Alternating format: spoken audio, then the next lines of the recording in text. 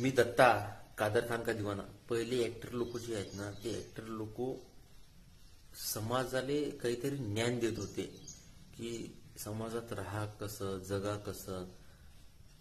कादर खान साहेब बोलले होते की ये जो फिल्में है ये समाज का आईना है.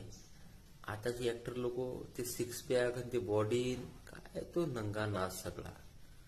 आणि त्यात ते dream eleven, rummy circle, Hrithik Roshan सारखा ऍक्टर जर रमीची ऍडव्हर्टाईज करते तो मनोज मांजरेकर झाला, अनिल कपूर झाला, शाहरुख खान झाला, कितीतरी ऍक्टर आहेत जे रमीची ऍडव्हर्टाईज करतात. अरे तुम्ही समाज घडवायसाठी ऍक्टर झाले की समाज बिघडवायसाठी ऍक्टर झाले? विस्की, वोदका, रम. मैं शराब, सिगरेट और औरत को अपने से दूर रखता हूँ.